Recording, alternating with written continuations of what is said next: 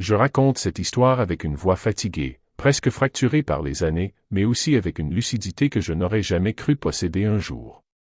Onde empezar, suscribans al canal y de gens su commentario. Gracia. Je suis un homme simple, un père qui a tout donné à sa fille, parfois même plus que ce qu'un seul cœur peut supporter. Ma vie, depuis le début, a été une succession de compromis, de sacrifices, de renoncements silencieux et de nuits où je me suis dit que rien n'était plus important que le bonheur de mon enfant. J'ai perdu ma femme quand ma fille avait à peine 12 ans, et à partir de ce moment-là, je suis devenu à la fois son père, sa mère, son soutien, son ancre et parfois même son bouclier contre un monde qu'elle jugeait trop dur et trop imprévisible. Je travaillais tard, rentrais épuisé, mais je faisais en sorte qu'elle ne voie jamais la fatigue qui me rongeait. Je voulais qu'elle se sente portée, aimée, jamais un fardeau, jamais seule. Tout ce que je construisais, c'était pour elle. Avec les années, j'ai vu ma fille grandir, changer, s'affirmer. Elle avait cette ambition que je respectais profondément, ce feu intérieur hérité de sa mère, injuste peut-être, mais tellement beau.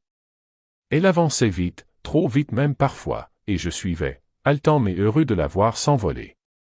Pourtant, quelque chose a commencé à se fissurer entre nous quand elle a rencontré celui qui allait devenir son mari. Ce n'était pas un homme mauvais en apparence.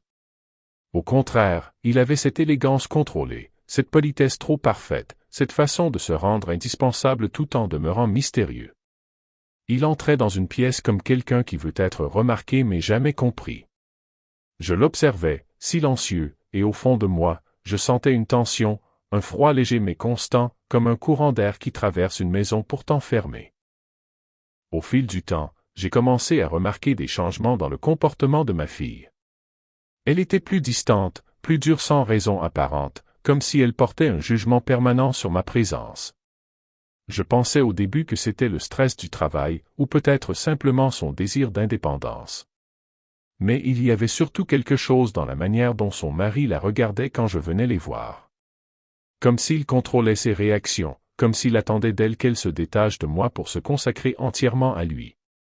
C'était subtil, presque imperceptible, mais après des années à élever un enfant, on apprend à reconnaître chaque nuance dans ses émotions, même celles qu'elle essaie d'enterrer.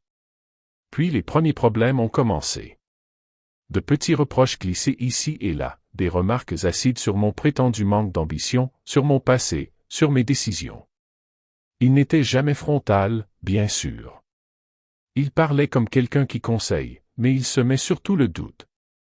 Ma fille commençait à répéter ses mots, ses critiques, comme si elle croyait soudain que j'étais l'obstacle à sa vie parfaite.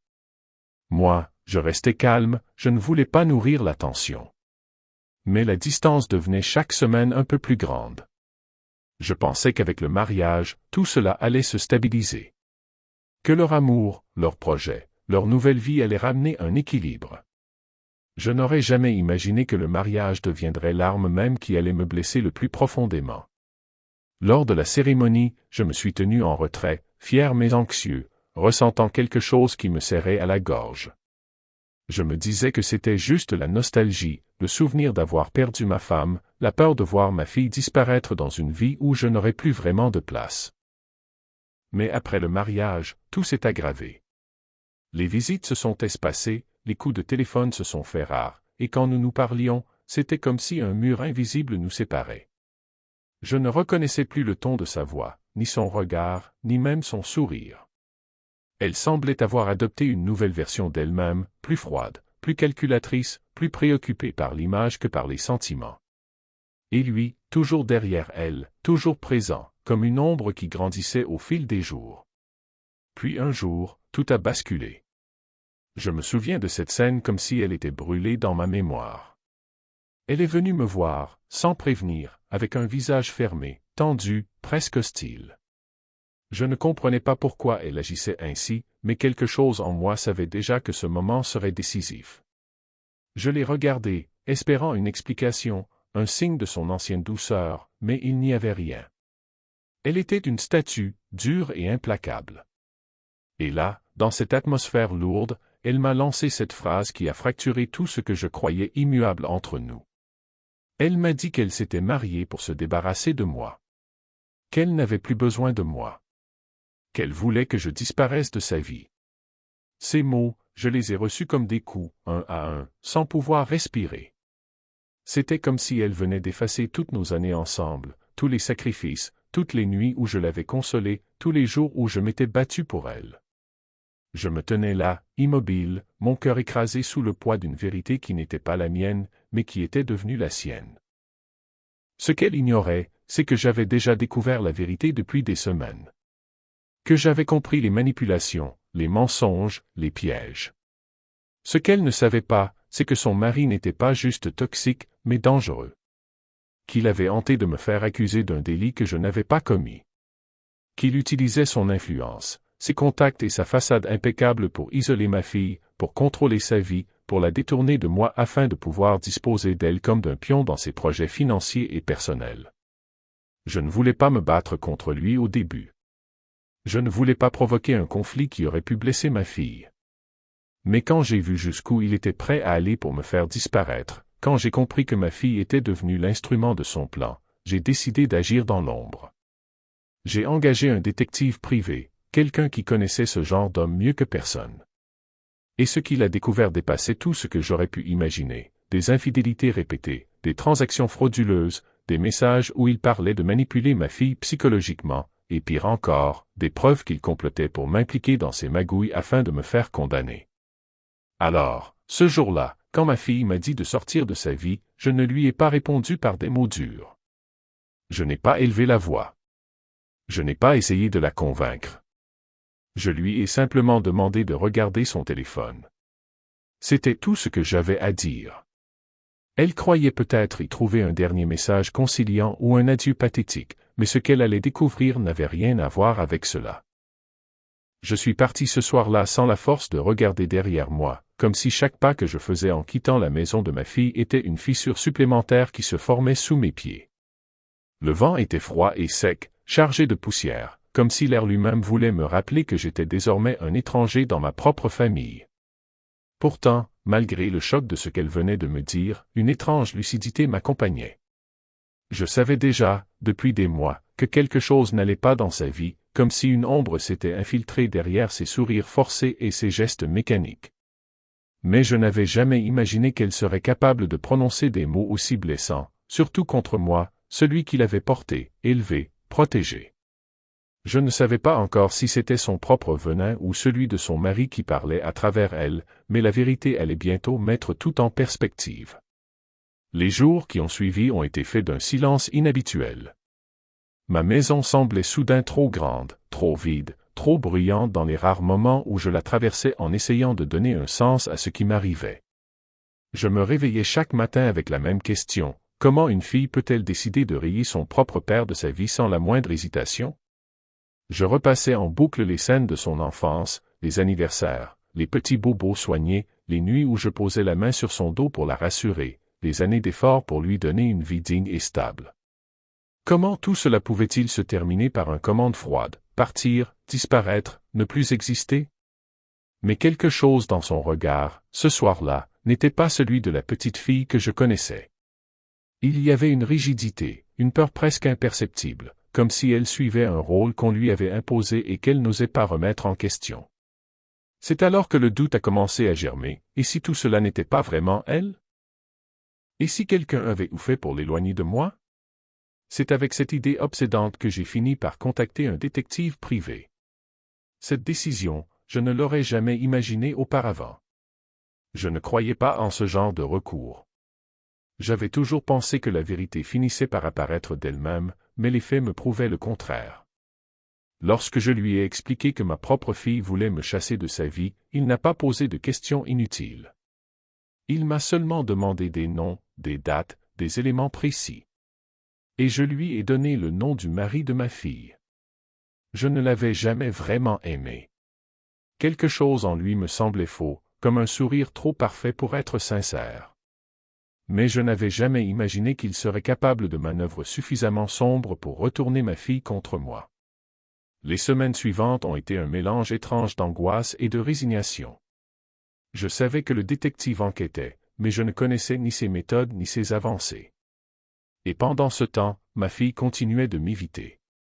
Elle ne répondait plus à mes appels, ne lisait pas mes messages. J'avais l'impression de vivre une mort lente, invisible, une mort affective. Je ne pouvais plus m'approcher de chez elle sans sentir une boule dans ma gorge, comme si je m'exposais à une humiliation supplémentaire. J'ai donc laissé le temps passer, convaincu que, quelle que soit la vérité, elle finirait par éclater. Un matin, je reçus un message, le détective voulait me voir. Je me suis rendu à son bureau, une petite pièce sombre avec une fenêtre trop étroite et des dossiers empilés dans un désordre organisé. Il n'a pas dit grand-chose. Il m'a simplement tendu une enveloppe, assez épaisse pour contenir plusieurs vies. Je suis rentré chez moi avant de l'ouvrir, me préparant intérieurement à encaisser le choc. Lorsque j'ai finalement sorti les documents, la réalité m'a frappé avec une violence que je n'avais jamais connue. Des relevés bancaires falsifiés, des photos compromettantes, des échanges de messages où le mari de ma fille discutait avec un complice de la manière dont il comptait me faire accuser d'une fraude financière. Le plan était clair, me salir, me faire passer pour un menteur, un voleur, un obstacle nuisible à leur vie. Mais le pire n'était pas là. Le pire se trouvait dans une série de captures d'écran extraites du téléphone de son mari. On y voyait ma fille, vulnérable, fragile, manipulée. Des conversations révélant qu'il la poussait, doucement mais systématiquement, à se détacher de moi, à croire que j'étais toxique, à couper les ponts sous prétexte de se protéger. Tout était calculé. Même son mariage faisait partie d'un plan plus large destiné à la piéger financièrement et émotionnellement. Il n'en avait jamais voulu pour l'amour, mais pour le contrôle. Je suis resté longtemps assis, les mains tremblantes, incapable de prononcer le moindre mot. Mon cœur semblait parcouru de fissures, mais une partie de moi retrouvait enfin un souffle, une direction. Ce n'était pas elle. Ce n'était pas ma fille qui m'avait rejeté. C'était cet homme qui avait méthodiquement sapé notre lien, comme on abat un arbre patient et solide pour en tirer profit. Alors j'ai compris que le moment était venu de rendre justice, non pas par violence, mais par la vérité, par l'évidence crue que je devais lui montrer. C'est là que tout a commencé, le plan, la décision, la vengeance douce et implacable que constitue un dévoilement. Et je savais exactement comment lui faire ouvrir les yeux, même si cela devait briser tout ce qu'elle croyait savoir sur sa propre vie. Je me souviens du moment exact où tout a basculé pour ma fille, du moment où la colère pure qu'elle dirigeait contre moi s'est transformée en un effondrement intérieur silencieux, presque invisible mais suffisamment profond pour que je le ressente à travers la distance qui nous séparait. Après qu'elle eut vu les preuves dans son téléphone, quelque chose en elle s'était brisé, mais ce n'était pas la rupture bruyante que j'avais imaginée, c'était un craquement intérieur, une fissure fine dans ses certitudes, la première qu'elle acceptait réellement depuis des mois. Je n'ai pas éprouvé de satisfaction sur le moment, même si tout ce que j'avais préparé avait été pensé comme une vengeance méthodique et mesurée contre celui qui avait voulu détruire ma relation avec ma propre fille. Au lieu de cela, je n'ai ressenti qu'un mélange étrange de tristesse et de justice, quelque chose d'aigre doux, comme si la vérité elle-même avait un goût lourd, difficile à avaler malgré sa nécessité. Je savais que ce que je venais de faire allait remodeler nos vies de manière irréversible. Après notre confrontation, je n'ai pas cherché à lui parler. Je l'ai laissé partir, marcher, s'effondrer peut-être dans un coin où personne ne pouvait la voir, revivre chaque mot que son mari lui avait soufflé depuis des mois, chaque manipulation qu'il avait glissée derrière le masque de l'amour, chaque critique subtile qu'il avait faite pour l'éloigner de moi. J'avais espéré qu'un jour elle verrait d'elle-même la manière dont il transformait tout, la manière dont il s'insinuait entre nous, jusqu'à ce qu'elle ne perçoive plus que l'image déformée qu'il projetait. Mais elle ne l'avait jamais vue, ou peut-être n'avait-elle jamais voulu la voir. Il était plus simple pour elle d'imaginer que j'étais le problème, que ses douleurs venaient de moi. Aujourd'hui, elle n'avait plus ce refuge-là. La vérité lui arrivait en pleine figure, sans possibilité de détourner les yeux. De mon côté, je suis rentré chez moi sans savoir ce qui se passerait ensuite. Ce soir-là, j'ai éprouvé une fatigue que je n'avais jamais connue, comme si ces mois de silence, d'enquête, d'attente, de pièges et de documents accumulés par le détective m'avaient soudainement rattrapé. Je me suis assis dans mon fauteuil, incapable de trouver le sommeil. Mon esprit revoyait chaque instant qui avait mené à cette journée. Je me suis souvenu de la première fois où j'avais senti quelque chose de louche dans l'attitude de son mari, de sa manière insistante de se positionner comme la figure protectrice, presque paternaliste, alors qu'il me remplaçait peu à peu dans sa vie. Je me suis souvenu de son regard calculateur, et du moment où j'avais compris qu'il m'utilisait comme un obstacle qu'il fallait effacer pour s'assurer que ma fille n'aurait plus que lui comme repère. Je n'avais pas été son rival, j'avais été son instrument de contrôle. Et ma fille, malgré son intelligence et sa force, s'était trouvée prise dans un piège qu'elle croyait être du soutien et de l'attention. Pendant des semaines après l'incident, je n'ai pas eu de nouvelles d'elle. Je n'ai pas cherché à insister. Je lui ai laissé l'espace dont elle avait besoin. Les preuves étaient irréfutables, les messages où il parlait de moi avec mépris, les conversations où il évoquait des solutions pour accélérer notre rupture, les documents financiers où il préparait en secret des transferts pour lesquels elle serait tenue responsable, et même le plan qu'il avait élaboré pour me faire porter des accusations infondées liées à son entreprise. Tout cela ne pouvait pas être balayé d'un revers de main. Mais je savais aussi que ma fille avait un cœur qui mettait du temps à guérir, et que la honte, surtout quand elle se mêle à l'amour, a tendance à pousser les gens à se cacher plutôt qu'à demander pardon. Un soir pourtant, alors que je rangeais des papiers et essayais tant bien que mal de remettre un peu d'ordre dans ma vie, quelqu'un a frappé à ma porte. Je n'ai pas été surpris, je me suis simplement senti vidé, comme si tout ce qui devait arriver était enfin en train de se produire. Je l'ai trouvé là, debout, les yeux cernés, le visage fatigué, l'allure d'une personne qui vient de comprendre qu'elle ne contrôlait rien depuis longtemps. Elle n'a rien dit, et je n'ai pas parlé non plus. Elle est entrée, s'est assise, et a simplement pris quelques minutes pour respirer. Je n'avais jamais vu ma fille aussi silencieuse. Elle n'était pas détruite, mais elle portait quelque chose de nouveau, une lucidité douloureuse, le genre de lucidité qui oblige à repenser toute une vie, toute une histoire, toute une construction. Elle m'a raconté, par bribes, que son mari avait hanté de nier ce qu'elle avait découvert, puis avait essayé de retourner la situation contre elle, avant de finalement révéler par sa colère ce qu'il cachait véritablement. Elle avait compris que toutes les paroles qu'elle interprétait comme des conseils protecteurs n'étaient que des stratégies d'isolement. Elle avait également réalisé que son désir de se débarrasser de moi n'avait jamais été le sien, mais celui qu'il avait implanté en l'habillant de ses propres blessures. Elle avait fini par quitter leur maison, non pas dans un élan de colère, mais avec une sorte d'effondrement tranquille, comme si plus rien ne pouvait être reconstruit là-bas. Elle avait eu besoin de temps pour se voir elle-même dans ce miroir brisé, pour accepter que ce n'était pas moi qu'elle devait fuir, mais la vie qu'elle avait construite sous l'emprise de cet homme. Nous avons parlé longtemps cette nuit-là, mais sans jamais revenir sur les mots violents qu'elle m'avait lancés. Je ne les avais pas oubliés, mais ils avaient perdu leur poids depuis le moment où elle avait compris qu'ils ne venaient pas réellement d'elle. Je n'ai pas cherché à me poser en victime, ni à lui rappeler ce qu'elle m'avait dit. J'ai préféré me concentrer sur ce qui restait possible entre nous, sur les fragments qui pouvaient encore être rassemblés.